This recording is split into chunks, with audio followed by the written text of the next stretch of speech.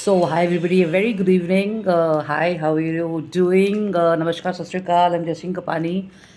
And Jule to my friends in Leh Ladakh and stuff. I'm Jashin Kapani, I'm the founder and CEO of I'm Decor Design. We're in the business of designing and manufacturing home and office decor and interior solutions and stuff. And it's a Monday.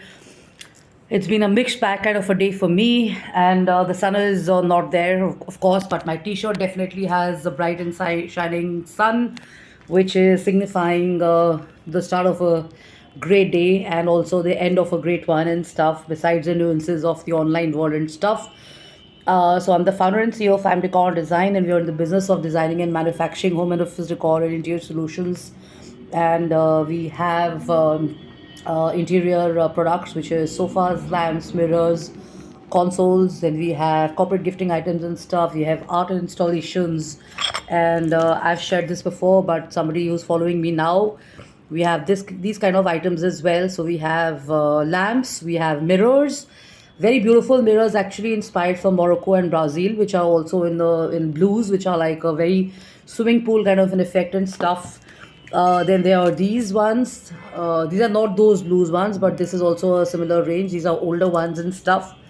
And then there are these semi-precious stone item ones, which are actually mostly imported from Brazil, and they also exported to international countries and stuff. But they're also made in India, and the best part is they can be customized. So if you want a logo, if you want a name, if you want like a mission statement or a vision statement for your brand, if you want something as a gift, so a lot of work can be done around it and stuff. We done a few butterflies and angels for a high-end store in Delhi, which was an HNI store. So a lot of stuff around that can be done. And we've not officially launched yet, though we've done a few projects off and on. And collectively there are about 200 to 300 products. So they range from bespoke luxury to premium and affordable as well. And they are, like I said, beautiful chandeliers, their art installations, their consoles, their dining tables, their watches, their jewelry items.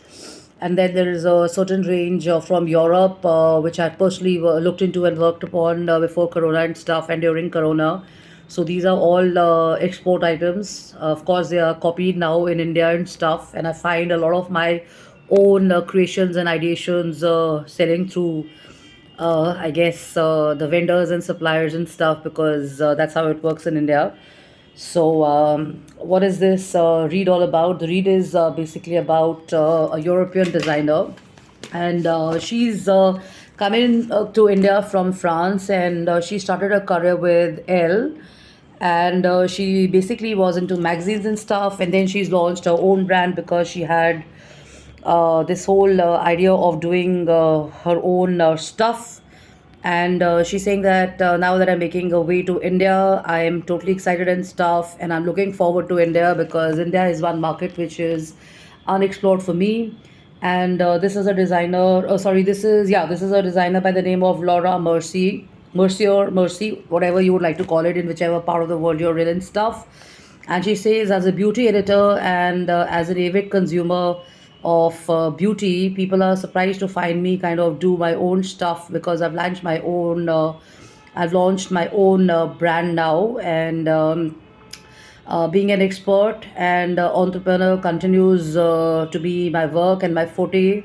And I have now launched my brand because I'd like to market it into different zones and different products, product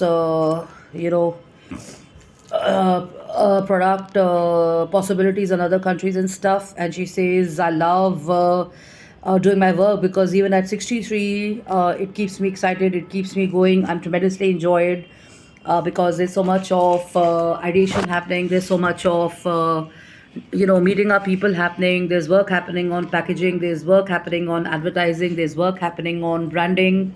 And now she's coming onto social media, so she's talking about social media.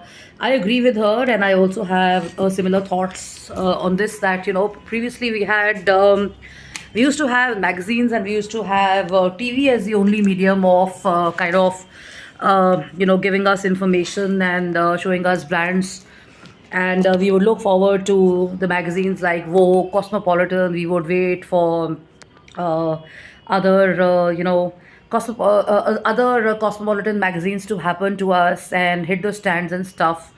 And we were all enamored by those, and we were taken in by those, and the social media world happened. And she's shaking up. By writing her thoughts, sharing that it is a world of influencers and bloggers, and this was never before.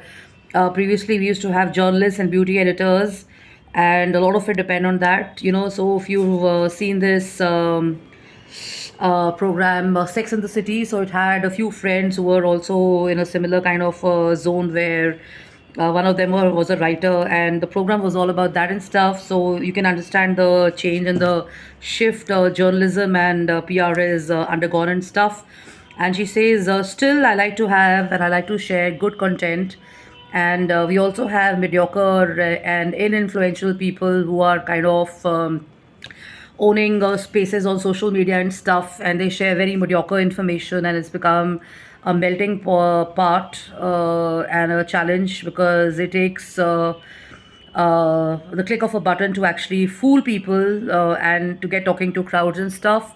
And she says, however, the melting point is also a great tool, because when you have a great tool like social media, in terms of makeup, in terms of creativity and stuff, the new trends can be a boom, and there can be lots of interesting things on this.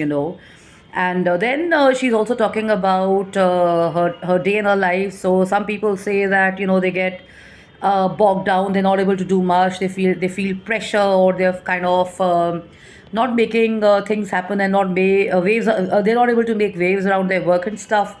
So here's a 63-year-old lady. I wouldn't call her old, because in my definition, I think 80s or 90s are probably old, and no offense meant, even 80s or 90s are kind of doing better than many of us. So I guess it's all about an outlook and stuff. So United Nations says that 80, 85 is probably old. Let me come back to you. Yeah.